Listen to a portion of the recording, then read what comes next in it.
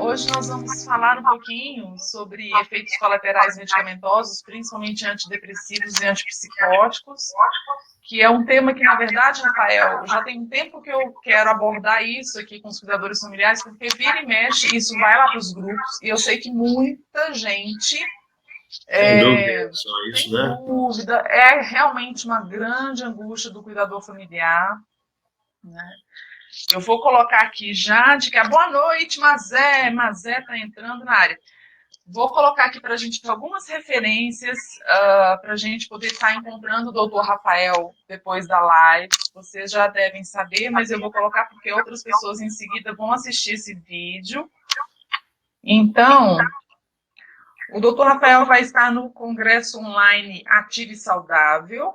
A gente pode colocar aqui conavas.com.br, porque agora a gente já tem esse site. Ó, deixa eu ver se vai aparecer pra gente. Esse site, a gente já se inscreve diretamente no Congresso Online. As pessoas estão perguntando, o Congresso Online vai ser aonde, Gal? Vai ser online, ou seja, você pode assistir de qualquer lugar do mundo, inclusive, né? Basta ter o link, né? Para ter o link, é só se inscrever direto no site, garantir a sua vaga, enquanto é free, porque ele vai ter a versão paga. Então, aproveite que, né, a inscrição é feita de forma free, o acesso são para mais de 20 palestras com super profissionais e temas variadíssimos.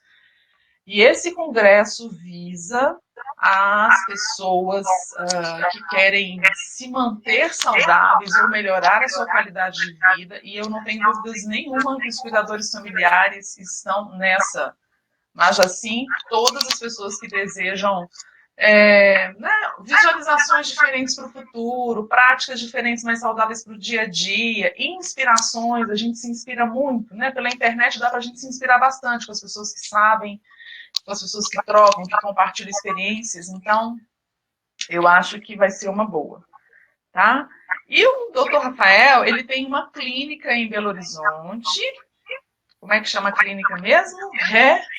Revitare. É revitare.com.br, seu site? É www.medicogeriatra.com.br. A médico geriatra. Legal. Pronto. Tá aí, deixa eu ver se vai mostrar pra gente. Legal, da clínica, né? Da clínica Revitare. Na medida que a gente for conversando, a Ingrid está falando que o som está dando eco. Então, Ingrid, a gente está com essa dificuldade aqui. Tem algum problema técnico, na verdade, em alguma situação do computador do Rafael que a gente não conseguiu ajustar, algo que a gente não contava, porque a gente vem utilizando o equipamento dele já há um tempo. E só que está dando para entender o que a gente está falando? Esse eco, ele está acontecendo mesmo, mas está assim, muito ruim de entender? Entendo muito, está difícil de compreender o que a gente está falando. O mais importante de uma live, gente, não é nem tanto ambiente, cenário e luz, mas é entender o que a gente fala. Tá, que a gente está conversando, Tá, a Ingrid está falando que está dando para entender. Então, bola para frente. Por isso que eu resolvi correr aqui para o grupo fechado Cuidador Familiar para a gente garantir essa live, porque partiu muito do nosso grupo. Depois eu solto isso, né, já que é um assunto que vai ajudar muita gente, eu solto isso de uma forma editada no YouTube, enfim. Aí a gente pode ir deixando as nossas perguntas abaixo, podemos compartilhar, vocês podem contar um pouquinho sobre o que vocês enfrentam no dia a dia com relação aos antipsicóticos e antidepressivos. E eu quero começar essa conversa, Rafael, falando assim, onde é que isso começa, na verdade, assim? Por que falar de antidepressivo e antipsicótico nos cuidados? A gente está se referindo a idosos, mas eu recebi um feedback de muitas pessoas que usam esses medicamentos e que vão achar essa live super pertinente para elas. Claro. No caso aqui, como a gente está no grupo fechado do cuidador independente, do cuidador dependente, o familiar, o cuidador familiar, quando ele entra nessa questão dos efeitos colaterais, é porque ali é uma pedra no sapato, né? Assim, é o cansaço que o idoso dá para o cuidador, é o desgaste que o cuidador fica, tanto fisicamente, emocionalmente, afetivamente, né? Eu acho que nessas horas, quando o idoso altera muito o comportamento, a relação afetiva ela é colocada em xeque, porque acontece ali uma mistura de emoções e de sentimentos que muitas vezes culpabiliza o cuidador, né? E o cuidador fala, meu Deus, eu não estou suportando a minha mãe, eu não estou aguentando o meu pai, e aquilo vira um peso, e é muito triste. Eu acho que, posso dizer assim, se é talvez o pior sentimento que possa ter na relação do cuidado é quando você se vê com uma irque daquilo, sabe? Uhum. E aí eu queria que você comentasse alguma coisa com relação a essa relação do cuidador familiar nos momentos de estresse, né? Como é que é? Olha se a minha pergunta é inteligível. Como é que o médico pensa nessa relação? Nossa! Estou entendendo. Então, o que acontece é o seguinte: quando a gente vai pensar em um paciente idoso que precisa de um cuidador, na maioria das vezes ele já tem um quadro de déficit cognitivo, ele já tem um quadro demencial, tem várias possibilidades para esse quadro. Pode ser um quadro de dependência por conta de uma sequela de um AVC. Então, a primeira coisa que a gente tem que pensar, e a primeira coisa que o médico tem que pensar e o cuidador tem que pensar também, é na pessoa, né? Então, naquela pessoa que está ali, quem que é aquela pessoa e pensar no todo. E o foco, muitas vezes, do cuidador e do médico, na primeira vez que encontra o paciente, por exemplo, é tentar resolver o problema ali na hora, pensando em doença e problema. E aí acontecem muitos erros nesse momento. Então, a primeira coisa é a gente entender quem é a pessoa, quem é o cuidador, qual o contexto daquela situação, para a gente conseguir escolher melhor. Pensando na pessoa como um todo, normalmente a gente acerta mais. Então, você vai começar a mexer, por exemplo, com vou ver as coisas básicas. O paciente está com o cartão de vacina em dia, ele está fazendo a reposição do que ele tem que fazer de vitaminas, nutrientes e tal. Porque se a pessoa tiver reposta, tiver bem nutrida, ela vai estar o quê? Mais equilibrada, ela vai ter mais condição de produzir os próprios neurotransmissores. Isso já é uma base. Aí você vem na questão da necessidade. Ele tem um quadro demencial e vai precisar usar uma medicação para poder retardar o quadro, melhorar o comportamento, ajustar as coisas? Vai. Ele está, agora dia 4, agora é dia do Parkinson. Ele está tendo parkinsonismo, ele está com expressão, está sem expressão facial, ele está com alterações, ou ele está com depressão por conta de todo esse quadro dele, e dele estar mais dependente, entendeu? Então, a gente tem que avaliar esse quadro todo, e aí entram as medicações. Então, normalmente, no paciente mais idoso, a gente tem, e com várias comorbidades, o paciente tem muitas comorbidades, tanto o novo quanto o idoso, ele vai usar várias medicações. Então, a gente tem que pensar também nas interações das medicações e nos efeitos colaterais, e entender o contexto da família. Aí a gente vem falar sobre antidepressivo, sobre antipsicótico. O que acontece, uma das coisas que o geriatra mais trabalha é na iatrogenia. A iatrogenia da medicação... Explica pra gente o que é iatrogenia. Uma boa palavra. A iatrogenia é uma palavra que quer dizer o quê? Um médico tentando ajudar ao paciente estar agitado. Então eu vou dar um antipsicótico para melhorar a agitação dele. O paciente não está dormindo, eu vou dar um benzodiazepínico para o paciente dormir. O paciente agora está dormindo demais, aí eu vou dar uma cafeína para o paciente acordar. entendeu? Então, se a gente pensar só em problema, em sintoma, e num remédio para resolver o sintoma e a doença, você acaba errando muito, porque você vai misturando um monte de remédio e vai tendo um monte de efeito colateral. Então, um dos trabalhos principais da geriatria é pegar um paciente com receita de várias pessoas, 7, 6, 5, 3, 4 receitas, e montar uma só, pensando no paciente como um todo, e realmente organizando aquilo ali para que ele tenha um mínimo de iatrogenia. Por exemplo... Eu posso dizer que a iatrogenia é isso aí? Tentativas iatrogenia, para uma possível melhora, mas de forma limitada, capazes de causar erros? a gente tem... A iatrogenia é o médico tentando resolver o problema do paciente com a medicação, e a medicação causando um efeito colateral, e nesse efeito colateral, ela não fazendo bem, ela acabando fazendo mal para o paciente em alguns pontos. Ô, Rafael, e na verdade isso é muito comum, a começar muitas vezes pela nossa visão negligenciosa. A gente tem uma tendência a negligenciar o aspecto do envelhecimento, não é o envelhecimento do outro, não, é o envelhecimento de forma geral, é o nosso próprio envelhecimento. Então, vamos dizer assim que todos nós seres humanos, é claro que eu estou generalizando, mas na verdade eu duvido quem é que goste de envelhecer. Eu acho que ninguém, se fosse possível, nós não envelheceríamos. Se fosse possível apertar um botão, eu quero, não quero, a gente apertar o não quero envelhecer, a não ser que você não goste da vida, né? Outra coisa, assim.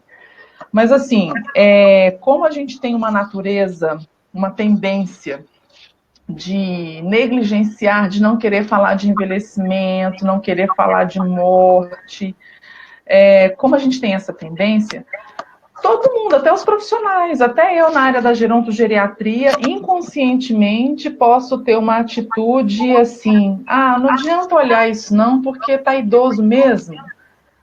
Isso aí eu já sei o que é, eu já vi casos assim, deixa isso passar.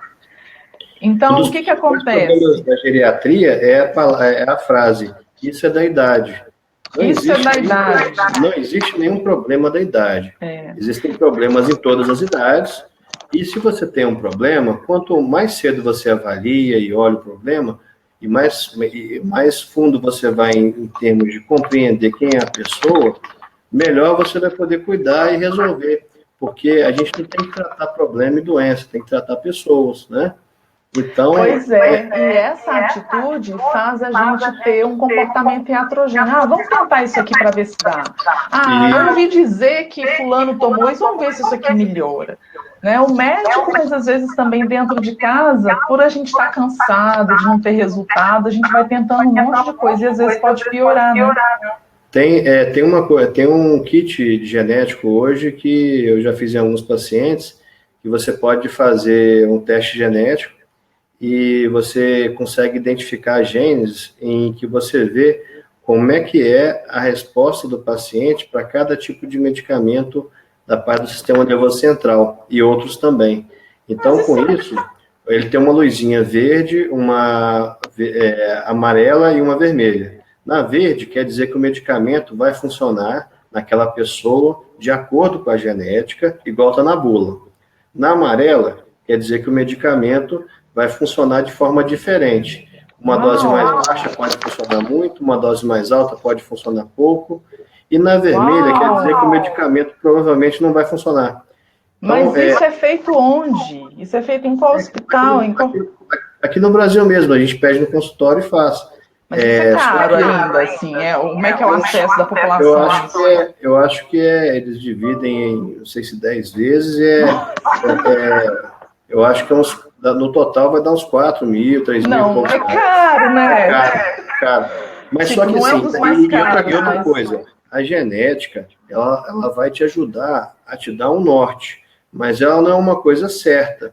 Então, a gente tem gene para um monte de coisa, mas não necessariamente a gente vai expressar esse gene, entendeu? Entendi, então, não é porque está ali no exame que ele não vai funcionar, que ele vai usar a medicação e a medicação não vai ser boa, que a medicação realmente não vai ser boa. Então, mas em alguns casos específicos, com condição de usar, é um exame que eu já utilizei, me ajudou em algumas questões. mas ele não acerta 100% não, ele acerta em muita coisa, ajuda a nortear algumas coisas. Normalmente, quando o paciente já usa muita medicação, já usou muita coisa, que a gente vale a pena você fazer. Entendi. Mas quando você, por enquanto, para o preço, mas tem casos, por exemplo, em que você já quer começar o tratamento com uma ideia de como é que essa pessoa metaboliza o remédio, como é que essa pessoa funciona com o remédio. Se você faz o exame no iniciozinho, antes de começar a tratar, aí você já também vai receber esse exame aí, e você vai poder, por um lado, economizar muito dinheiro para o paciente. Ele vai deixar de utilizar dosagens de medicamentos que não iriam dar certo com ele, por exemplo. Então, é uma coisa que é recente, né? Mas já dá para a gente utilizar. Entendi. Mas a parte de medicação, o importante é, como a gente falou, tratar as pessoas e a gente, e todas as medicações têm indicações. A gente tem que entender o remédio. Tem muita gente que fala assim, não tem que usar remédio nenhum, eu odeio remédio faz mal. Não é bem assim. A medicação é uma fonte de equilíbrio para o paciente que está com vários desequilíbrios. Então, se utilizando um remédio, uma medicação, e essa medicação servindo como um remédio realmente equilibrando a pessoa, ela precisa daquilo ali, porque todo mundo tem desequilíbrio. Só Deus que não tem, só Deus que é perfeito. A gente, né? Então, todo mundo precisa repor alguma coisa, precisa de uma medicação específica. E precisa a própria exposição à poluição, a correria do dia a dia faz a gente perder muita coisa, né? A qualidade do solo, que não dá todos os minerais no que a gente come, né? Uma cenoura de hoje é completamente diferente, por exemplo. Então, o importante é o seguinte, a gente entender que ninguém é perfeito, todo mundo, novo ou mais velho, pode ter problemas. Quanto antes a gente buscar ajuda, a gente vai conseguir descobrir e equilibrar esses problemas, essas questões. O foco é sempre na pessoa, na qualidade de vida, na felicidade, e a gente tem que usar a prescrição e as medicações de forma sábia. Então, tem uma pergunta da quetiapina. Isso, a Rosane a gente pode até já entrar nessas questões bem assim, então, vamos falar sobre práticas, né? A quetiapina. Deixa eu só repetir a pergunta para as pessoas, para a gente se concentrar. A Rosane Rosenfeld, ei, Rosane, que bom que você está aqui. Ela pergunta assim, a quetiapina de 0,25 miligramas favorece a demência? Você entendeu essa pergunta dela? Entendi. Tá. A quetiapina, ela é um antipsicótico, a dose dela, na verdade, é de 25 miligramas, 50, 100 miligramas e 200 miligramas, né? É uma medicação que ela, na dose de 25 a 50 miligramas, normalmente, ela vai ter um efeito leve antipsicótico, ela pode dar um pouquinho de sono, e ela vai ajudar a trazer a pessoa um pouquinho para a realidade, mas ela não favorece demência. Mas qualquer medicação antipsicótica, ela vai aumentar o risco cardiovascular dos pacientes. Então, quando você for pensar em utilizar e prescrever uma medicação antipsicótica para um paciente idoso, ela pode ter uma indicação, mas existem também riscos. Quanto maior a dose do antipsicótico... Gente, parece que travou de lá, né? Travou? Só eu que estou mexendo aqui. Eu não sei se eu sei que congelou ou se foi nós dois. Mas você estava falando que... Agora você voltou legal. Você estava falando que qualquer medicação antipsicótica favorece, aumenta o risco cardiovascular. Então, aumenta o risco da pessoa ter um infarto, um AVC... Tá. A dose, se você usa, quanto maior a dose, maior o risco. Mas aí tem a questão do custo-benefício. Então, a medicação antipsicótica, ela, se for bem utilizada e sempre pensando em usar a dose mais baixa, ela pode dar mais equilíbrio, trazer a pessoa mais para a realidade, melhorar o sono e ajudar a pessoa a ter mais qualidade de vida. A quetiapina, ela não favorece a demência. Ela ajuda em quadros de agitação, quando a pessoa está com demência e agitação e alucinações. Em alguns quadros, ela vai ter seu benefício. As medicações que ajudam a acelerar o quadro demencial, normalmente são os benzodiazepínicos. Os benzodiazepínicos, que muita gente utiliza, Rivotril, Clonazepam, Lorazepam, Bromazepam, esses de tarja preta, que são de receita B2 controlada, são medicações muito ruins, são medicações que elas devem, a gente deve pensar em utilizar em último recurso, porque é uma medicação que ela é só sintomática, ela serve para deixar a pessoa menos ansiosa, mas ela não trata nada. Ela serve para fazer a pessoa dormir, mas o sono não é de qualidade. Ou seja, é como se fosse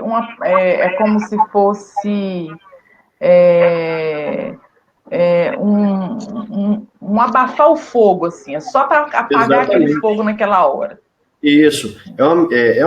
Todo benzodiazepínico serve para momentos específicos e para usar por muito pouco tempo e parar de usar. O problema é que as pessoas acabam ficando viciadas em utilizar a medicação, porque a medicação vicia, e fica difícil descontinuar a medicação. Quando tira, a pessoa tem abstinência, não consegue dormir, sente falta. Então, os benzodiazepínicos, todo mundo que está usando aí, Rivotril, Clonazepam, Lorazepam, a gente tem que trabalhar para poder reduzir e retirar essa medicação, entendeu? Então, isso aí é uma coisa importante. Estou escrevendo aqui, enquanto isso, para vocês, os benzodiazepínicos devem ser usados com cautela. Eu escrevi uma palavrinha errada. Devem ser usados com cautela e em poucas situações, vamos dizer assim, pois causam dependência.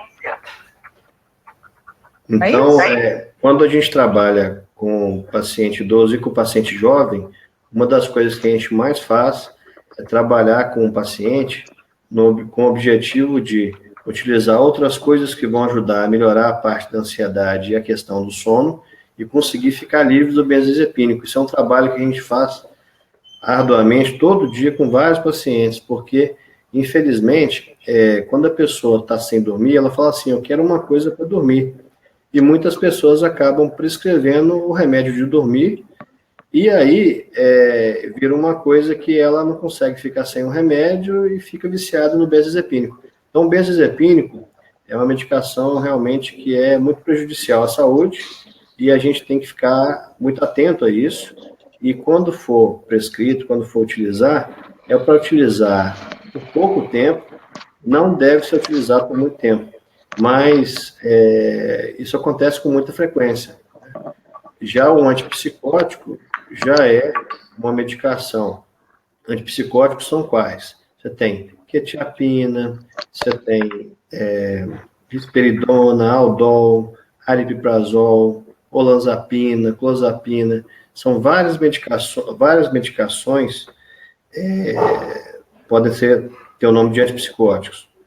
O antipsicótico, ele tem sua indicação também, ele tem os seus riscos também, igual a gente comentou, e o antipsicótico é uma medicação muito utilizada, mas normalmente a gente pensa em utilizar numa dose mais baixa. Uhum. Clonazepina? Clozapina, aldol. Clozapina, escrevi errado aí, mas é clozapina. Esses são antipsicóticos, então... O quetiapina é um antipsicótico mais novo, é chamado antipsicótico atípico. Os antipsicóticos mais novos, tem alguns até que vão chegar agora no Brasil, eles normalmente têm menos efeito colateral. Uhum. Mas todos os antipsicóticos vão em dose vão, dependendo da dose, aumentar o risco de doença cardiovascular. Uhum. A Ingrid está colocando aí, ó, que a quetiapina não funcionou. Os remédios geralmente fazem o efeito contrário. A questão do remédio não funcionar pode ser porque naquele momento o paciente ele não estava precisando daquele remédio, ele precisava de outro remédio. Por exemplo, tem uma doença que chama demência de Corpus de Levy. A demência de Corpus de Levy, o paciente tem um quadro muito parecido com Alzheimer e com as outras demências. E ela tem algumas alucinações normalmente associadas. Quando a pessoa começa a ter alucinação, o médico, até o paciente, vai pensar em utilizar o quê? Um antipsicótico. Mas, nessa demência, especificamente, por exemplo, de Corpus de Levy, quando você usa um antipsicótico, o antipsicótico piora o quadro do paciente. Olha só, não sabia. E existem também as questões individuais de cada pessoa. Então, por isso que a gente tem que avaliar cada caso, olhar essa pessoa que usou o quetiapina e não funcionou, ela poderia estar precisando repor algumas vitaminas, repor alguns nutrientes. Como é que faz esse exame? Com o nutrólogo? Não, a parte de reposição e de ajuste. De saber o que precisa. Com o próprio clínico, com o próprio geriatra mesmo, você consegue avaliar, fazer os exames, ver o que está precisando repor, pensar no que você pode prevenir, ver a história familiar. Um nutrólogo pode ajudar, né? Mas nutrólogo, eu nunca vi nutrólogo atendendo idosos, assim. Acho que não tem. Nutrólogo pode ajudar, mas normalmente o geriatra já está muito acostumado a fazer esse tipo de reposição. Né? A Maria José. Ele pode fazer isso bem, mas o nutrólogo, o nutricionista, vai ajudar muito na questão de reposição também. Mas quando você vai pensar em trabalhar com o paciente, é importante ter um médico de referência, ter uma pessoa de referência para olhar tudo.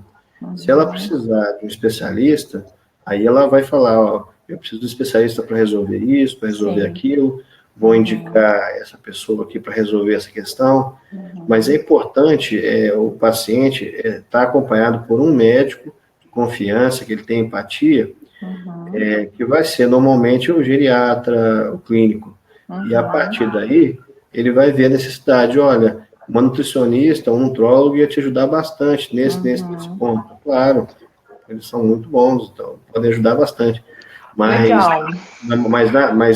tem que ter uma pessoa que conheça o paciente como um todo para poder dar esse feedback para todas as pessoas. E aí a gente consegue realmente resolver o problema e equilibrar a pessoa como um todo. A Ingrid está falando que é isso mesmo, a pergunta dela. A Rosane Rosenfeld agradeceu. E a Maria José, ela fez uma pergunta no WhatsApp. Coloque ela aqui, Maria José, eu acho que sim. Ela tem uma questão com relação a isso também. Ela vai escrever aqui para a gente. Existem várias outras perguntas aqui. A venlafaxina e o topiramato, que são antidepressivos, né? A venlafaxina é um antidepressivo, né? Antidepressivo, a gente tem muitos hoje em dia no mercado. A da Losane. A venlafaxina é um antidepressivo. O topiramato, ele é muito utilizado no dia a dia para ajudar na questão da ansiedade, perda de peso e na parte de equilibrar o humor, estabilizador de humor. O topiramato não é um antidepressivo, ele é um anticonvulsivante, né? Ele é utilizado associado a um antidepressivo para estabilizar o humor, ele é utilizado para algumas pessoas que têm enxaqueca, ele é utilizado para... Mas é um anticonvulsivante. Ele não é um antidepressivo. Antidepressivo você tem vários tipos. Você tem os serotoninérgicos, que aí você tem fluoxetina, sertralina, citalopram. Você tem a venlafaxina, a desvenlafaxina, que elas são duais, elas agem aumentando 2 receptores. Você tem vortioxetina, agomelatina. Esses são serotoninérgicos. Isso. Na verdade, o que acontece? O antidepressivo... Serotoninérgicos são o quê? Que produzem serotonina? Ajudam a recaptar a serotonina. Tá. Isso. Então, serotoninérgicos são... eu não vou mexer com as classes, não, porque isso é mais complexo. Mas vamos pensar no seguinte. O importante é entender o seguinte. O antidepressivo, ele pega o neurotransmissor, que são serotonina, noradrenalina, melatonina, todos esses neurotransmissores que a gente está produzindo no corpo da gente, ele vai fazer o quê? Ele vai evitar que eles sejam destruídos. Mas o corpo ele tem que ter substrato para produzir esses antidepressivos, esses neurotransmissores. Uhum. O que é a depressão? A depressão é um problema orgânico em que a gente está produzindo menos e consumindo mais neurotransmissores. Então, um antidepressivo, ele vai ajudar a gente a aumentar a quantidade de neurotransmissor. Então, peraí, vamos raciocinar aqui. Meu raciocínio é lento. Certo. Quando eu desenvolvo depressão, seja ela orgânica, que é aquela que falta coisa interna, ou aquela social também, que a gente chama de exógena? Não existe depressão, não é da cabeça de ninguém. Depressão é um problema orgânico. Orgânico. Então, isso. Isso é falta de substância. Não existe uma possibilidade de você separar corpo, mente e espírito. Então, se você tem um problema orgânico de depressão, de baixa de neurotransmissor, você vai desenvolver vários sinais e sintomas que vão se expressar nas suas emoções, nos seus sentimentos, nas suas vontades. Então, a depressão é um problema muito sério e é um problema orgânico. A pessoa está se desgastando, se consumindo seus neurotransmissores, e ela está produzindo menos do que ela está consumindo. Então, ela está com os neurotransmissores em baixa, esgotada, deprimida. E está com o receptor também, que recebe o neurotransmissor também baixo. Então, a depressão é um problema do organismo da gente e é um problema muito sério e muito negligenciado, porque muitas pessoas acham que a pessoa que está com depressão, ela está com um problema da cabeça, ela está com preguiça, ela está com isso, está com aquilo. Com manha, né? A depressão é um problema sério, é um problema orgânico e ela tem tudo a ver com a baixa produção e o uso em excesso dos neurotransmissores. E o mundo hoje em dia está muito complicado. Então, as pessoas estão muito dentro da internet, dentro do livro, lembrando do passado, remoendo o passado. Então peraí. Então, quer dizer que a depressão, que é um problema orgânico, ela é psicossomatizada também. Ela é uma psicossomatização. Quando você tem uma baixa de neurotransmissores, é como se você não tivesse combustível. Se você não tiver combustível, se você não tiver serotonina, noradrenalina, dopamina, melatonina, como é que você vai conseguir fazer a eletricidade rodar normal no seu organismo? Nossa. Você fica sem energia. Doutor Rafael, fecha aí. Nós vamos fazer uma live só de depressão, tá? E isso aí vai dar assim, muita coisa para a gente conversar. Eu vou te mostrar uma outra pergunta, que é a pergunta da Maria José. Ela fala sobre o Dramin, pode ser? Pode.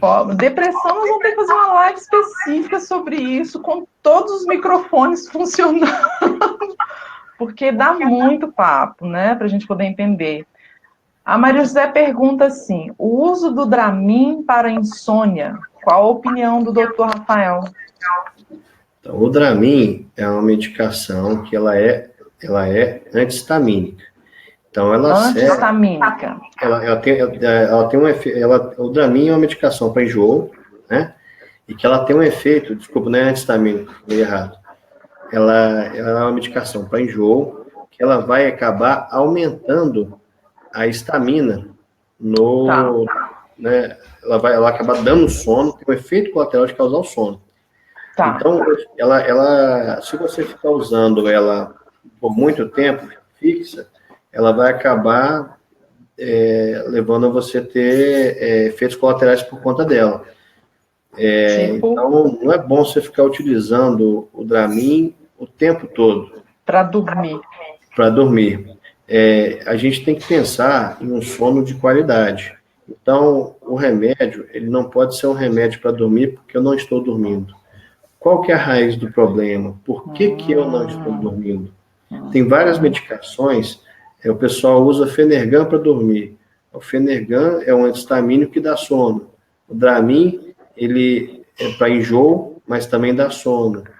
Peraí, Fenergan antihistamínico não, é o... Fenergan é antihistamínico, o Dramin é para enjoo, né? Tá.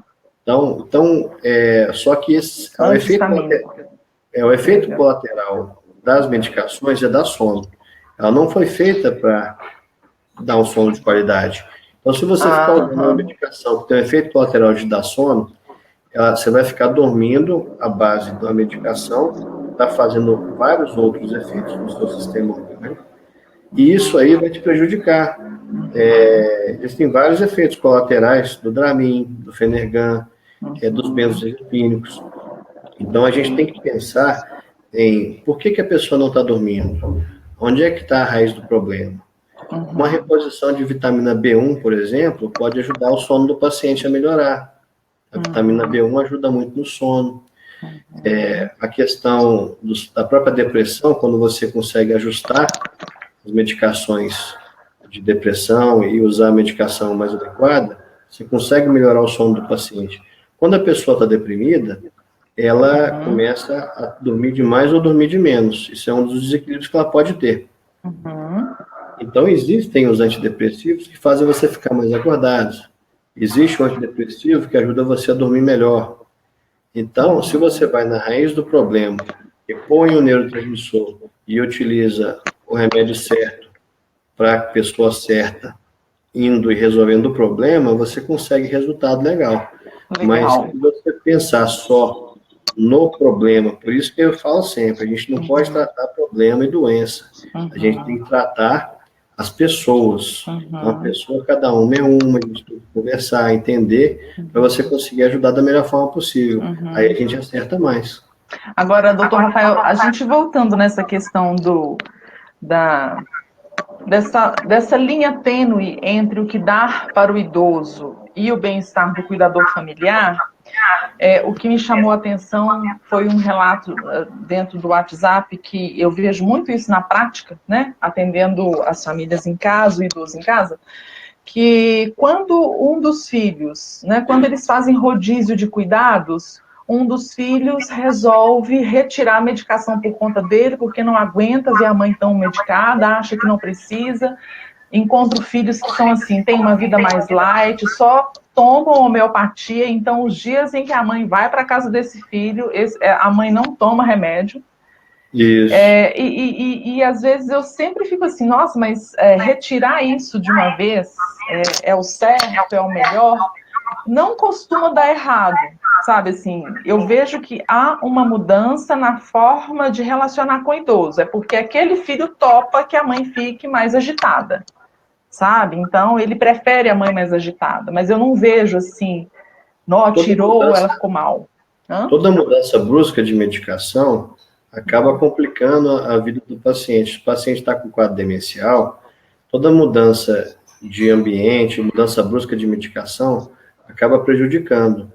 É claro, se o paciente estiver usando um monte de remédio que realmente não foi indicado, estiver fazendo mal, quando tirar a medicação, ele vai melhorar, ele pode melhorar. Mas ele também pode ter abstinência de alguns desses remédios, que não poderiam ser tirados de uma hora para outra, e pode ter uma situação grave. O benzodiazepínico, por exemplo, você não pode retirar ele rápido de uma hora para outra. Você tem que tirar ele devagarzinho. Então, a crise de abstinência pode dar uma crise convulsiva, pode dar uma parada cardíaca. Então, tudo que você vai fazer, você tem que saber o que está fazendo e como está fazendo, porque senão você pode prejudicar muito o paciente. Tem que ser conversado, tem que ser quem entende para poder fazer essas coisas. Qualquer medicação, no caso, né, assim, a medicação de uso contínuo, né, retirar de uma vez. Existe um motivo para ter colocado aquela medicação ali. Quando você coloca um remédio, ele começa a funcionar de um jeito. Aí você ajusta a dosagem, ajusta o horário, ajusta tudo. À medida que a pessoa vai vivendo e vai continuando a vida, a própria medicação naquela dosagem, naquele horário, ela vai precisar de um ajuste, ou para baixo, ou para cima, ou de repente vai ter que tirar mesmo. Então, tudo na vida, como o pessoal fala, os problemas se sucedem. Então, você tem uma situação hoje, daqui a 1 minuto é outra situação, daqui a um dia é outro, daqui a 10 anos é outra situação. Então, a gente tem que avaliar cada situação, tem que ver tudo direitinho e acompanhar para você ter um resultado melhor. Legal. Não é você pegar uma receita e levar ela para o resto da vida, ou, né, tudo é importante a gente avaliar. Legal. Muitas vezes, uma mudança pequena de horário, a de mudar de 6 horas para 8 horas faz diferença? Faz. Então, uma mudança de horário pode fazer diferença na rotina do paciente. Por isso que, às vezes, um paciente, por exemplo, mora em casa. Em casa, está todo mundo ocupado, trabalhando, e o paciente tem um quadro demencial e tem lá uma pessoa para cuidar, tem a cuidadora familiar e tudo mais. E, às vezes, o paciente vai, por exemplo, para uma instituição de longa permanência, que tem aquela rotina certinha, aquele horário certinho, e a família está lá perto, está ficando perto dele, acompanhando e tudo.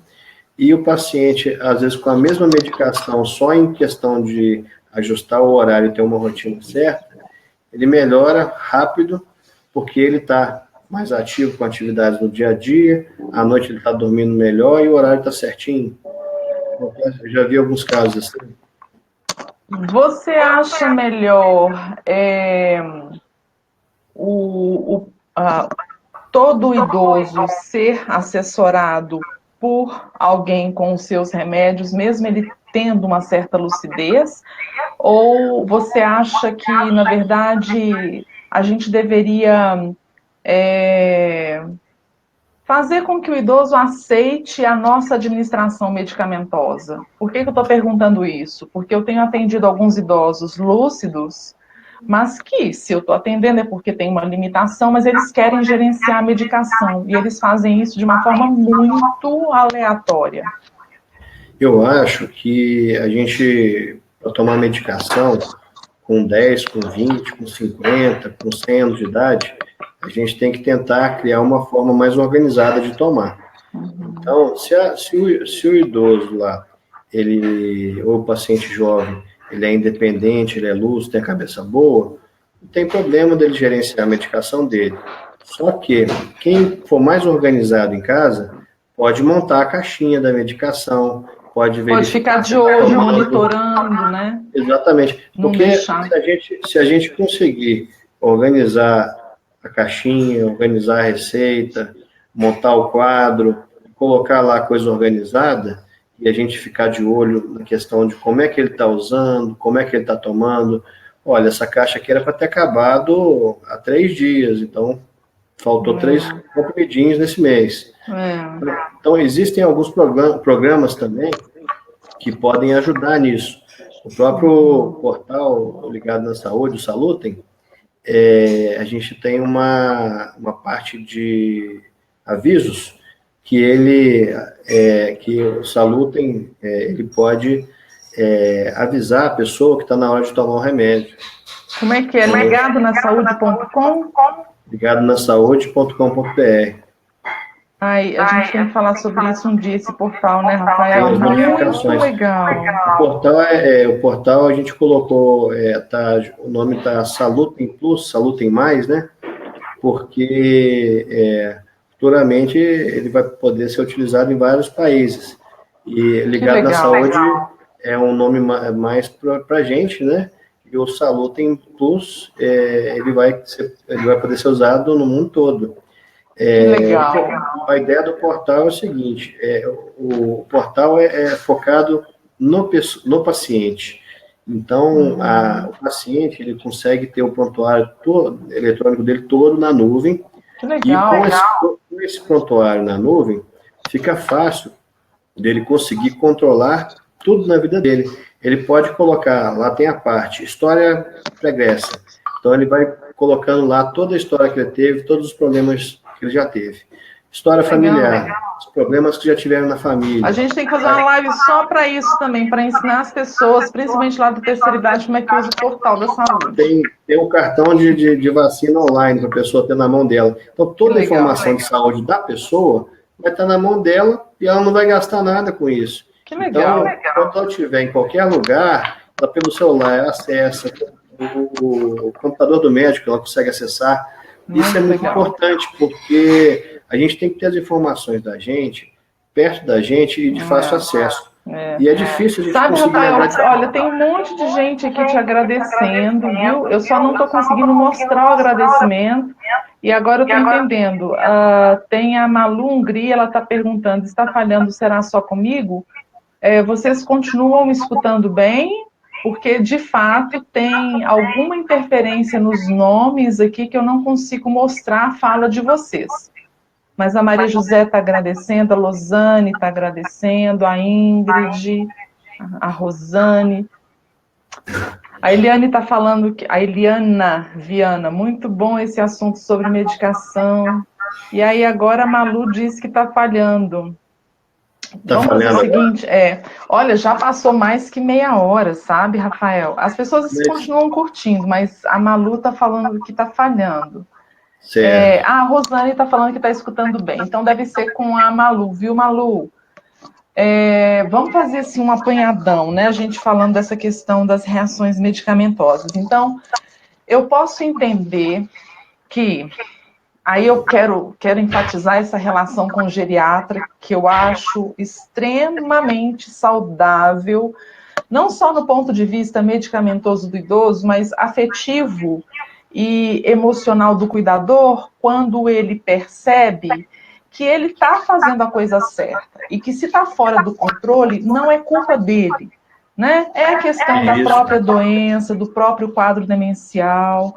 Eu sei que os geriatras, pelo menos os que eu trabalho, né, e o doutor Rafael, eu sinto muito isso, assim, o empenho que os geriatras têm em de estar ali refinando essa medicação é algo muito delicado, não é fácil, e é por isso que o cuidador familiar tem que ter essa proximidade do médico e entender que o médico não é Deus, não pode estar distante. Eu fico observando muito o doutor Rafael. Deixa eu falar um pouquinho de você agora, Rafael. Fica quieto escutando.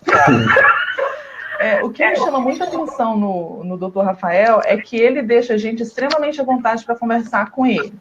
Então, eu fico observando, por exemplo, ele está no nosso grupo do WhatsApp, né? E de vez em quando ele solta umas piadas lá no grupo que vocês já devem ter reparado. E, às vezes, a gente não tem muito essa conexão com os médicos geriatras, né? Vai ver que é uma forma mais antiga de trabalhar, enfim. E, na relação com o idoso, esse contato próximo do geriatra, do seu geriatra, né, de uma pessoa que é importante que você confie nesse médico para contar para ele detalhes. Detalhes, por exemplo, estou percebendo que minha mãe tá falando muito palavrão. Às vezes o familiar ele fala isso pra gente assim, nossa, minha mãe nunca xingou, de uma hora para outra mudou completamente o comportamento. Será que é isso? Eu não sei o que e tal. Aí vai ver, pode ser o quê? Uma demência frontal acontecendo ali, ou até mesmo um efeito colateral. Então, compartilhar informações, não ache que são coisas simples e bobas. Nunca fiquem com vergonha, assim. Toda informação é válida. Toda informação é válida. Conversar e mais a gente tiver liberdade e tiver esse contato próximo, realmente, com o geriatra, melhor vai ser o resultado. A questão da gente se o geriatra não deixar essa relação acontecer, é porque você tem que mudar de médico. Não é? É importante a relação próxima, é importante a empatia, porque a gente está cuidando de pessoas, então a gente tem que ter, isso é importante, ajuda muito no tratamento, né?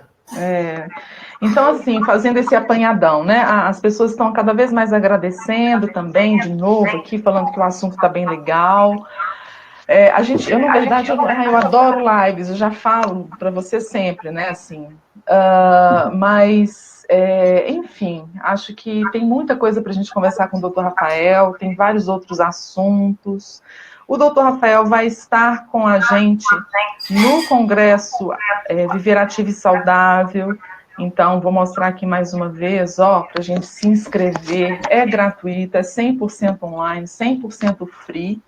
Vai ter a versão paga, mas garantam a sua versão gratuita se inscrevendo pelo site. Ele vai estar acontecendo numa agenda específica do dia 21 a 25 de maio, com horários específicos, né? Mas nós vamos ter oportunidade de assistir às palestras que a gente perder no final de semana, sábado e domingo. Nós vamos estar explicando isso mais à frente. Ou seja, não deixem de se inscrever por achar que não vai conseguir acompanhar, tá? Podem também deixar contato sempre aí na nossa caixinha, com perguntas, que a gente pode interagir. Né? E para os participantes do congresso sempre tem algumas atividades surpresas, né? Sempre tem muita coisa surpresa que aparece, e tem reprises de aulas, só recebe as aulas também. Quem se inscreve recebe alguns trechos de algumas coisas pelo e-mail, muita informação interessante. Ou seja, tem coisas agregadas aí que a gente vai só ganhar com isso, né? Interessante. Então, é isso que eu queria dizer para vocês, dando esse recado final, assim, que quando algo estiver dando errado na medicação, no comportamento do idoso, ou que você observa todos os dias, não fique com medo ou inseguro. Primeiro, compartilhe isso com seu médico, né? Segundo, entenda que tem uma reação acontecendo no organismo do idoso e no que ele toma, e que muitas vezes pode estar faltando suplemento para essa reação ser mais harmônica, né? Se o médico não te permitir esse tipo de proximidade, eu acho que você tem que experimentar outro, né? Mas eu acho que com a gente eles podem contar sempre por aqui, né, Rafael, com que a gente consegue fazer online, né? Orientações, bate-papos, conversas, isso a gente consegue. Tirar dúvida, eu estou à disposição, né? Só não dá para atender, né? Atender, fazer uma consulta, porque isso aí tem que ir no consultório do doutor. Nem o CRM permite, né? Mas a gente pode sempre estar junto com vocês, mas a gente dando tem esse sempre suporte. tirar as dúvidas e pode orientar o que puder fazer. Perfeito, né? Então tá, vamos dar uma boa noite que está com cara assim de que tem vários assuntos para a gente falar, mas a gente vai sempre estar divulgando um tema. Né? Tem que desejar feliz Páscoa para todo mundo, muito chocolate, rezar bastante, né? Aproveitar. Adoro chocolate. Pois é, feliz Páscoa, desfrute com a família, aproveite. Cuidado nas estradas. Porque uma coisa do policial falando assim, tome cuidado nas estradas, porque você não vai ressuscitar no domingo. O policial. Verdade. Então, tem que tomar cuidado nas estradas aí, aproveitar o feriado de Páscoa com a família, comer bastante chocolate, muita coisa boa. Bem lembrado, muito bom. E qualquer coisa, deixa então na caixinha sua dúvida, sua pergunta ou sua sugestão para mais um vídeo ao vivo, ok? Vamos dar um tchauzão, Rafael, pessoal? Tchau. Abraços, a gente se fala. Obrigada pela presença. Tchau, tchau.